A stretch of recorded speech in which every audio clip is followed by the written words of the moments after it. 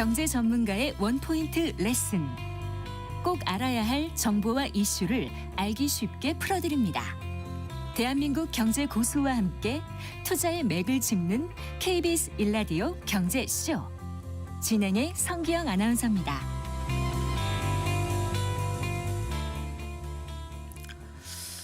4시 18분입니다. 등락은 있지만 거의 모든 자산이 상승 추세를 보이고 있어서 요즘 everything rally라는 말을 많이들 했습니다. 그런데 왜 이렇게 자산 가격이 오르는 걸까요? 최근 자산의 흐름을 이 통화량으로 해석해서 책을 낸 분이 있습니다. 화제의 책입니다. 돈의 대폭발의 저자이신 손진석 조선일보 기자 스튜디오에 모셨습니다. 반갑습니다. 반갑습니다. 안녕하세요. 안녕하세요. 부자 미국 가난한 유럽도 쓰셨던 거 아닌가요? 네, 맞습니다. 네, 몇 년 만에 책 내신 거죠? 한 1년 반 만에 냈습니다. 네, 이번에 내신 이 책 제목이 돈의 대폭발 확 와닿습니다. 네, 정말 이렇게 유동성이 많이 풀렸어. 돈이 시중에 너무 많이 도는 것 같아. 이런 말을 이 제목 하나로 딱 이렇게 표현을 하신 것 같아요. 일단 이제 경제 흐름이라든가 자산의 흐름 그리고 어떤 경제 전망을 볼 때 통화량을 주목해야 된다라는 게 이 책을 관통하는 내용인 것 같은데요. 왜 그렇게 그 주제를 잡게 되셨는지요? 이 시중에 풀리는 돈이 이렇게 워낙 많아지기 때문에요. 돈이 풀리는 속도가 이제 근로소득만으로 이제 이거를 따라잡기가 어렵습니다. 근데 돈이 많이 풀리게 되면 어떻게 됩니까? 이제 화폐 가치가 많이 낮아지게 되잖아요. 근데 그 속도가 너무 빠르기 때문에 이제 근로소득이 늘어나는 속도는 경제성장 속도랑 비슷하지 않습니까? 근데 그걸로는 이제 이 통화량 증가 속도를 따라잡기 어렵기 때문에 이제 우리 어떤 그 삶의 가치관 이런 것도 조금씩 바뀌고 있습니다. 그러니까 노동의 가치도 좀 하락을 하고 있고요. 전반적으로 화폐 가치 하락하는 거를 따라잡기 정말 어려워져서 이제 투자를 열심히 해야 되고 투자를 정밀하게 해야 된다. 그런 점에서 통화량이 좀 중요하다는 거고요. 근데 단적으로 이제 뭐 서울에 아파트를 한 채 갖고 있는 분이라고 하면 그 아파트의 한 해 동안의 평가 가치가 오른 게 본인의 연봉보다 더 많은 경우도 적지 않거든요. 그러니까 이런 게 통화량이 연봉이 뭡니까? 훨씬 더 많이 오른 경우도 그렇죠. 그러니까 이제 통화량이 많이 늘어나서 이제 세상이 좀 바뀐다. 이제 이런 거를 보여주는 겁니다. 그래서 이제 통화량에 좀 집중할 필요가 있다. 이제 이런 생각입니다.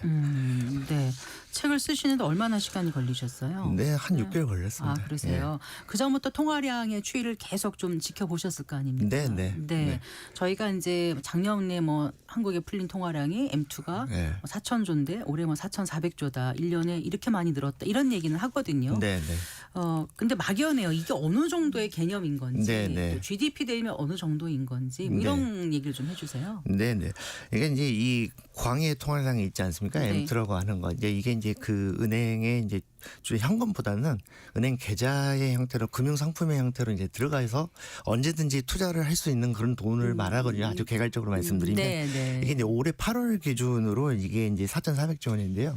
이게 늘어난 속도가 얼마나 빠르냐면 정확하게 5년 전인 2020년 8월 이제 코로나 사태 그러니까 막 터져가지고 이제 통화량이 늘어날 때잖아요. 요때가 3,100조 원이었거든요. 그래서 5년 동안 이제 이 1,300조 원, 그래서 연평균 260조 원씩 증가를 했습니다. 이제 굉장히 빠른 속도로 증가를 하고 있는데요. 그러다 보니까 이제 어떤 현상들이 벌어지고 있냐면 이제 금융 심화 현상이라는 게 벌어집니다. 그러니까 이제 이 학자들 용어로 파이낸셜 디프닝이라고 그러는데, 그러니까 이제 경제 현상에서 금융이 차지하는 그 비중이 높아지는 겁니다. 예를 들면 이제 간단합니다. 우리가 알고 있는 것들인데요. 뭐 제가 유럽 경제 안 좋다 이런 얘기를 말씀드리고 있잖아요. 근데 작년이나 올해 유럽의 경기 실물 경기는 안 좋지만 주가 상승률은 굉장히 높아요.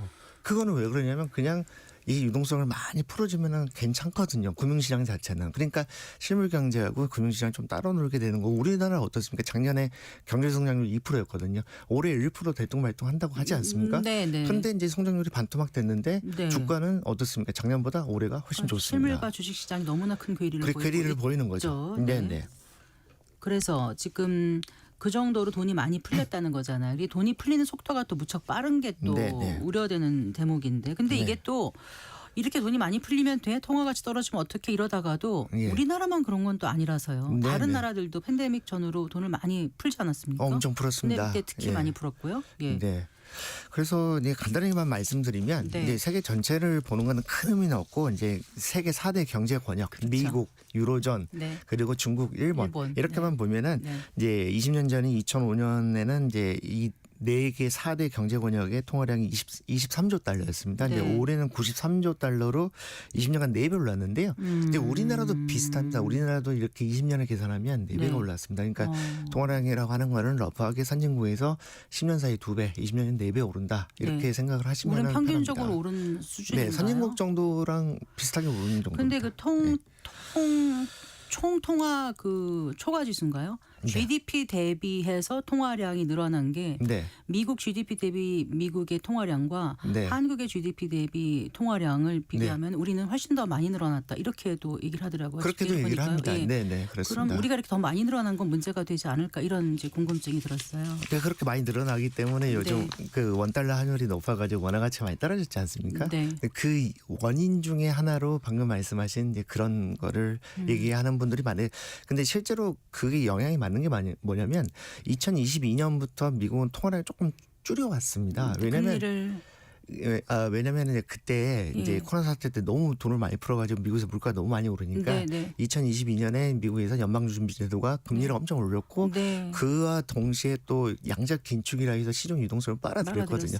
근데 미국은 그런 상황이었는데 그래서 미국의 통화량은 한 3년 사이에 총량이 한 2, 3%밖에 안 늘었습니다. 근데 우리나라는 그 이후에도 계속 늘렸거든요. 그러니까 그 이후에도 2022년부터 해가지고 한 3, 4년 동안 한 700조 원 이상 늘렸거든요. 그러니까 그게 이제 여파가 이제 많이 이제 그러니까 환율에도 영향을 미친다 이렇게 볼 수가 있습니다. 한창 5.5%까지 미국이 금리 올렸다가 이제 내리고 있는데 우리는 그만큼 많이 못 내려서 지금 역전된 상태가 계속되고 있는 거잖아요. 네.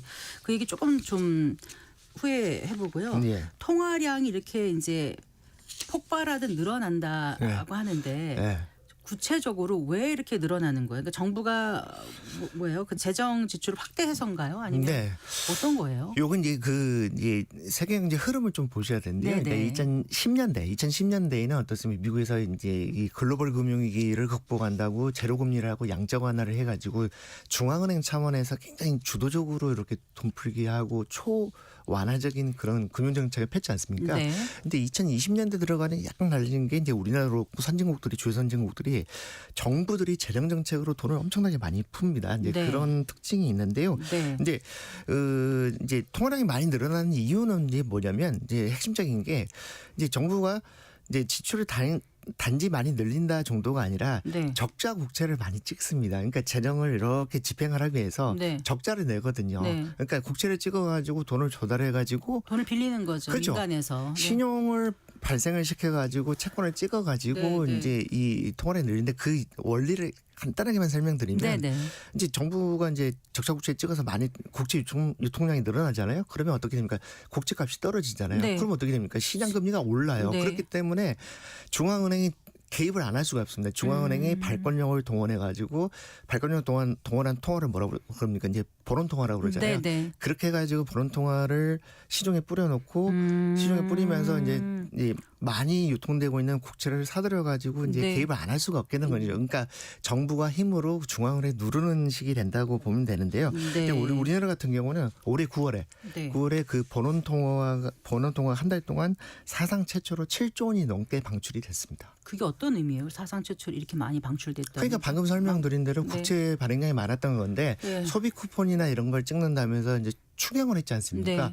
추경을 하면서 한 30조 원 적자 국채를 찍었어요. 우리나라 정부에서. 그러니까 애초에 이제 적자를 올해 정부가 한 80조 원 정도 될 거라고 봤는데 30조 원 정도가 추가된 거죠. 그러니까 적자 국채만 한 110조 원 정도를 찍은 거예요. 그렇게 되다 보니까 이제 그 시중에 국채 유통량이 많아지지 않습니까? 그러면은 그거를 한국은행이 개입을 해가지고 보론통화를 좀 늘려놓으면서 이제 시중의 채권을 좀 이제 빨아들기도 하고 그리고 국채를 많이 발행하면 시중은행들이 인수를 많이 하거든요. 그러면 시중은행들이 한국은행이나 담보로 맡기고 또 돈을 빌려가는데 그것도 보론통화가 늘어나는 거거든요. 그러니까 이제 왜 이렇게 선진국들이 많이 재정 집회를 많이 하냐 아주 간단히 말씀드리면 이제 고령화 저출산 대비해야 되고요. 우리나라 마찬가지지만 산업보조금 경쟁이 있습니다. 뭐 반도체니 뭐 바이오니 뭐 이런데 보조금 많이 줘야 되고 양극화 해소도 해야 되고 유럽 같은 경우는 국방비 지출을 많이 하고 그래서 재정 집행을 많이 늘리는 게 2020년대 통화량이 많이 늘어나는 메이저한 이유다 이렇게 말씀드릴 수 있습니다. 그런데 이제 다른 나라들도 다 그러니까 같이 안 할 수도 없는 부분도 있는 것 같아요. 그렇습니다. 이게 돈 풀기 경쟁입니다. 그런데 어쨌거나 지금 그런 상황에서 통화량이 이렇게 폭발해 있는 상황이에요, 시중에. 네. 그런데 이제 이 주가, 부동산 가격, 금, 코인 이런 네. 게 다 이제 통화량과 연동이 된다고 책에 네, 써놓으신 네, 네. 거잖아요. 그 관계를 좀 설명을 해주시겠어요? 네네. 그래서 이제 통화량이 많이 늘어나니까 이제 현명한 투자자들이 이제 네. 요즘은 다양한 경제 지표하고 통화량을 비교해 봅니다. 네, 그래서 네. 거기서 이제 모티브 얻어서 제가 책도 썼는데요. 부동산 같은 경우는 미국은 어떠냐면 미국의 광해 통화량 M2가 늘어나는 속도하고 네. 미국의 평균적인 집값이 올라가는 상승 속도가 거의 일치합니다. 아, 그래요? 굉장히 네. 그 상관관계 높고요. 근데 네. 우리나라는 어쩌냐면 우리나라의 M2가 늘어나는 거하고 전국의 평균적인 집값이 그러니까 상승하는 거하고는 굉장히 차이가 큽니다. 근데 그게 그래요? 왜 그러냐면 네. 이제 우리나라 같은 경우는 이제 대출 규제가 심하고요.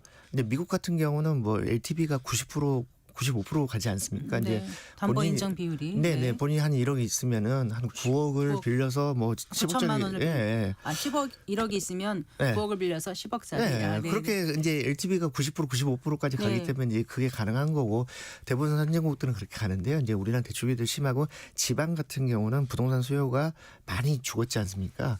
그래서 우리나라 같은 경우는 이제 서울의 네. 아파트라고 하는 거는 대한민국의 집에 비해서 훨씬 비싼 거잖아요. 범위가. 네. 서울의 아파트로 하면 우리나라 M2가 올라가는 거에 조금 미진하지만 어느 정도 따라가는 정도 이런 걸 보이고 있고요.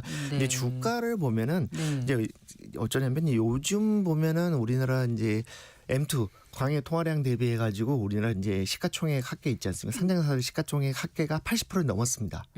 그게 80% 넘었는데 네. 역사적으로 우리나라에서는 그게 50%에서 80%를 왔다 갔다 하고 80% 넘은 적이 거의 없었거든요. 아주 드물었습니다. 그렇기 네. 때문에 그게 80% 넘었다는 거는 역사적인 고점에 와 그러니까 있는 통화량 거예요. 대비 주식시장의 시가총액 말씀하신 그렇죠. 거예요? 네, 그게 80% 넘었기 때문에 네. 이제는 이게 정말 많이 이렇게 고점에 와 있는 거 아닌가. 그래서 근데 여기 이제 대세 자체가 높아졌을 수가 있거든요. 베이스 자체가 이제 네. 그런 것인지 아니면은 이제 너무 과열된 것인지 이제 판단을 해야 되는 거고요. 미국 같은 경우는 어쩌면은 미국은 미국의 M2 대비해 가지고 미국 상장사들 네.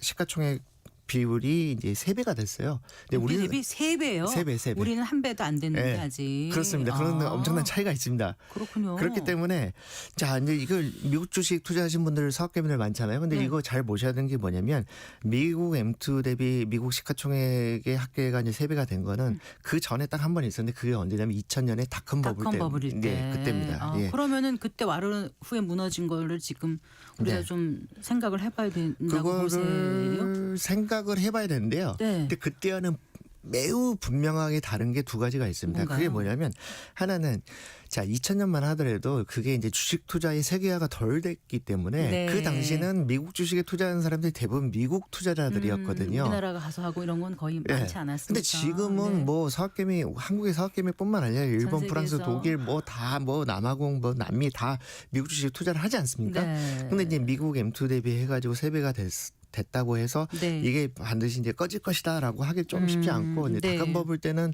실제로 이제 그때 기대만 컸지 이제 매출이나 실적이 그렇게 신통치 않았습니다. 근데 지금 AI가 어떻습니까? 이미 실적이 꽤 나오고 있지 않습니까? 그러니까 그런 부분이 다르고요. 또 증시가 무너지려면은 이제 연준이 이제 연방준비제가 금리를 올려야 됩니다. 근데 이제 지금 보면은 연준의 금리 자체가 3%대 후반으로 금리 자체가 수준이 높고 그리고 이걸 내리는 추세 있지 않습니까? 그리고 이제 당장 12월만 하더라도 뭐 확률적으로 현재로서는 내릴 확률이 좀 더 높기 때문에요. 네. 제가 보기에는 뭐 몇 달, 몇 개월 사이에 이게 이제 M2 대비해서 시가총액 합계가 이렇게 3배로 올라왔다 하더라도 이게 한 몇 달 사이에 막 큰 변동을 겪을 확률은 좀 낮다고 생각을 합니다. 예. 이 대목이 좀 주목되더라고요. 통화량이 늘어나면 빈부격차가 커진다. 예. 네네. 그 문제를 지적하셨거든요. 그 네. 데이터로 좀 받쳐서 뒷받침해서 네, 설명해 네. 주신다면은요. 네, 그러니까 이제 이 통화량이 늘어나면 쉽게 네. 말해서 잉여된 돈이 늘어난다는 거잖아요. 그러면은 그렇죠. 그거를 화폐 가치 하락이 심해지니까 사람들은 어떻게 되냐면 본능적으로 이제 그거를 화폐 가치 하락을 방어하기 위해서 자산을 실물자산 같은 걸 많이 사들입니다. 네, 그렇기 네. 때문에 그렇게 하면 어떻게 됩니까? 기존에 갖고 있는 사람들의 그 가격이 오르게 되는 거잖아요. 네. 살려는 이제 매수 수요가 커지기 때문에 그래서 이제 빈부격차가 커지는 커지는데요. 미국 같은 경우는 M2가 늘어나는 속도하고 상위 0.1% 자산가들의 순자산이 늘어나는 속도가 거의 같습니다. 그 연방준비제도가 그래프를 그려놓은 것도 있습니다. 그래요. 특히 2010년대 이후에는 이게 이제 동조세가 굉장히 두드러지고 네. 이제 미국에서 상위 1%의 순자산 네. 그리고 하위 90%의 순자산, 하위 90%라는 거는 10명 중에 9명 얘기하는 거잖아요. 절대 다수거든요. 근데 1990년만 하더라도 하위 90%의 순자산이 전체 미국 순자산이 40%였어요. 그리고 상위 1%는 22%였는데 지금 2010년대 이후에는 거의 같아져 가지고 각 30%예요. 그러니까 하위 90%가 상위 1%하고 갖고 있는 자산이 거의 같다. 네. 이런 건데요. 근데 그러다 보니 빈부격차가 어느 정도로 심해졌냐면 자, 그 글로벌 투자은행 이제 스위스계 투자은행 UBS에서 분석을 해 놓은 거 보면 작년 기준으로 미국 성인 1인당 평균 자산이 네. 62만 달러예요. 네. 근데 중위 자산은 12만 달러밖에 안 돼요. 근데 평균 자산이라고 하는 거는 네. 최상위 마크 저커버그니 뭐 일론 빼고 머스크니 이게. 빌 게이츠 한 1000명만 빼도 확 떨어지는 거 아니겠어요. 그렇죠. 그래서 우리 일상에서 만나는 사람들은 중위 소득으로 봐야 되는데 네. 그러니까 미국이 62만 달러에서 12만 달러로 떨어지는 건 엄청나게 큰 거고요. 자, 이제 우리나라도 뭐 짧게 설명드리면 일본이랑 비교를 해볼 수 있잖아요. 네. 근데 평균으로 보면은 성인 일당 평균 자산이 우리나라가 한국이 25만 달러 정도고 일본은 20만 달러 정도입니다. 네. 그래서 평균으로 보면 우리나라가 더 뭐 높은 자산이 것 많은 같지만. 것 같잖아요. 근데 이것도 중위로 보면 네. 중위로 보면 10만 달러 초반으로 거의 같습니다. 아하. 그러니까 이제 우리나라는 어쩌냐면 수도권에 이제 비싼 집들이 많이 몰려 있잖아요. 일본 같은 경우는 좀 더 고르게 퍼져서 사는 편이고요. 네. 그런 차이가 좀 있습니다. 예. 알겠습니다. 그러고 보니까 통화량 증가는 결국 정말 네. 정말 부자들의 주머니를 불려주는 그렇습니다. 그런 구조가 되는 거고 네네. 흔히 이런 얘기 하잖아요. 주가 지수를 보는 사람들은 네. 방송용으로 적합한지 모르겠습니다만 뭐 좀 바보다 호구다 이런 얘기도 하고 금리를 보는 사람들은 하수고 네. 통화량을 보는 사람은 고수다 네, 이런 네. 얘기 하지 않습니까? 네, 그래서 네. 지금 통화량 관점에서 보면 우리가 미래를 빨리 예측을 해봐야 되겠다는 네, 생각이 네. 드는데 지금 이제 이 통화량 폭발 시대에 네. 정말 불안해하시는 분들이 꽤 계시는데 네, 네. 예측을 하고 앞으로 어떻게 대응해야 될지를 끝으로 좀 말씀을 해주세요. 그래서 정리를 제가 해볼까요? 네. 생각하기에는 이제 자산 투자를 이렇게 물론 이제 빚을 많이 내서 하는 건 좀 위험하지만 네. 어느 정도는 좀 자기가 자신의 여력 하에서는 어느 정도 할 필요가 있다고 생각을 하는 게요. 지금 최근 5년 사이에 이제 통화량이 1,300조 원, 그러니까 연평균 260조 원씩 늘어났다고 했잖아요. 네, 네. 그럼 2030년까지 5년을 내다보면 제가 보면은 자료를 분석해보면 최소한 아무리 보수적으로 봐도 연간 200조 원씩은 늘어납니다. 그러니까 2030년 여름 정도가 되면 네. 현재 올여름 4,400조 원인 우리나라 M2가 이제 5,400조 원 정도는 돼 있을 거라고 봅니다. 이제 네. 근거가 뭐냐면 정부가 이미 예산안. 밝혀놓고 있어요. 네. 이제 중기재정계획을 보면 네. 올해부터 2029년까지 아무리 못해도 한 해에 109조 원의 적자 국채를 찍을 거라고 얘기를 해놨거든요. 얘기했어요. 이미. 예. 얘기해놨기 때문에 그 비율상으로 보면은 한 100조 원 정도 찍었을 때 260조 원 늘어났기 때문에 109조, 110조, 120조 찍으면 네. 대출 규제가 심해지고 금리가 설령 높아진다 하더라도 아무리 보수적으로 잡아도 연 200조 원씩은 늘어난다고 봅니다. 자, 그러면 이제 어떻게 해야 되는 거예요? 네. 그러니까 이제 제가 이제 개인들한테 좀 드리고 싶은 말씀은 이제 네. 이런 거예요. 그러니까 통화량이 이제 늘어나면서 이제 불평등이 커진다라는 이론을 처음 만들었던 그런 그 학자의 얘기를 좀 발전시켜서 네, 말씀드리고 네. 싶은데요.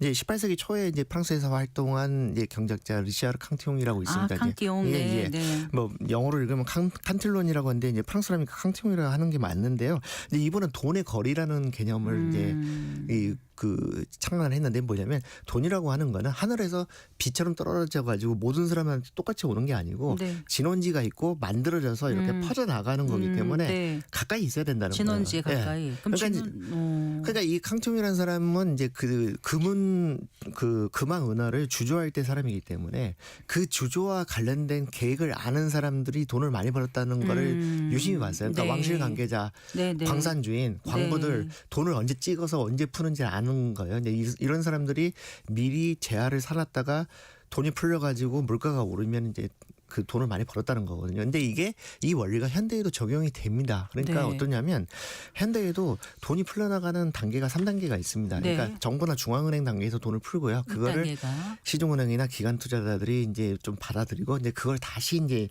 소비자들한테 푸는데 그래서 이제 이거는 이제 돈이 풀려나가는 속도에 따라서 선행 수혜자가 있고 후행 피해자가 발생할 수밖에 없는데 선행 수혜자와 후행 피해자. 피해자. 네. 맨 끝단에 있는 사람은 그렇죠. 피해자란 말씀이시죠. 피해자가 되죠. 왜냐하면 돈이 풀려나가고 나서 물가가 오른 다음에 가격이 오른 제한을 이렇게 사거나 이제 소비를 해야 되기 때문에요. 네. 그러면 이제 이거를 이겨내려면 어떻게 하냐면 이제 돈의 거래를 개인 스스로 짧게 가져가야 되는데 개인 스스로 중앙은행처럼 생각하고 기획재정부처럼 생각을 할 필요가 있습니다. 그러니까 이제 예, 그러니까 이제 예를 들면 이런 거예요. 그러니까 네. 어떤 이익이 창출되거나 돈이 생기는데 좀 가까이 가려고 하는 노력, 그건 뭐냐면 정보를 빨리 캐치를 하려는 노력을 해야 되는 거죠. 그러니까 네. 뭐 소비 쿠폰이 나왔으면 소비 쿠폰을 얼마씩 받는다라는 데 관심만 갖지 말고 그 이 소비 쿠폰이 풀리면 어떤 업종에 수혜가 가는지 이런 것도 좀 생각을 해보고 뭐 대선이 열린다. 그러면 대선에 어떤 후보가 당선이 되면 그 후보가 어떤 정책을 펼 거기 때문에 이제 어떤 산업이 수혜를 받는다 이런 거를 남들보다 조금씩 빨리 이 생각을 하고 캐치를 하고 해가지고 돈의 거래를 짧게 가져가려는 노력을 할 필요가 있습니다. 그러니까 돈의 거래라는 개념이 어떻게 생각하면 약간 당연하다고 볼 수 있지만 이 개념 자체를 머릿속에 넣고 사는 사람하고 그렇지 않은 사람하고는 좀 차이가 있다고 생각을 합니다. 네. 그러니까 결국은 그냥 어떤 수치가 나온 통화량을 그냥 지나치듯이 보지 말고 네. 통화량이 갖는 함의 오늘 네. 말씀해 주신 그런 걸 쭉 한번 좀 네. 생각을 해보고 네. 정부 정책이 이렇게 될 거란 예상을 하거나 네. 정책이 나오면 이게 어떻게 영향을 미칠지 네. 이렇게 그 네. 주체적으로 좀 네. 주도적으로 생각하는 네. 방식으로 투자를 해야 성공할 수 있겠다. 네, 조금 빨리 가는 게 좋습니다. 그러니까 1년 네. 전에 미국에 대선을 했지 않습니까? 네. 근데 트럼프가 미세하게 이제 선거 직전에 앞서가니까 네. 트럼프가 당선됐을 때 오를 만한 자산들을 사들이는 눈치 빠른 사람들이 있어가지고 그때 테슬라 주가도 오르고 리플 가격도 오르고 그랬거든요. 네. 근데 그런 게 돈의 거를 짧게 가져가는 사람들인 거죠. 또 이제 좀 늦은 거 아닌가요? 지금 참여하는 분들은 어때요? 아니, 바뀌는 지형도 또 네. 거꾸로 생각할 수도 있고 네. 이런 거가 계속 확장될 수도 있다라고 네. 보면서 네. 그렇습니다. 네. 그러니까 이제 그거는 이제 방금 제가 설명드린 건 작년에 미국 대선 얘기였고, 네. 그러니까 선거 전에 이미 움직였다는 거예요. 네. 그래서 이제 앞으로도 정부 정책이나 이런 걸 잘 보시면서 이렇게 이제 돈의 거를 짧게 가져가고 정보를 빨리빨리 얻으려는 노력을 좀 해야 된다. 이제 그런 말씀드리고 싶습니다. 네. 돈의 대폭발 경제 네. 공식이 바뀐다. 오늘 함께 생각해봤습니다. 손진석 조선일보 기자와 함께했습니다. 고맙습니다. 네, 감사합니다.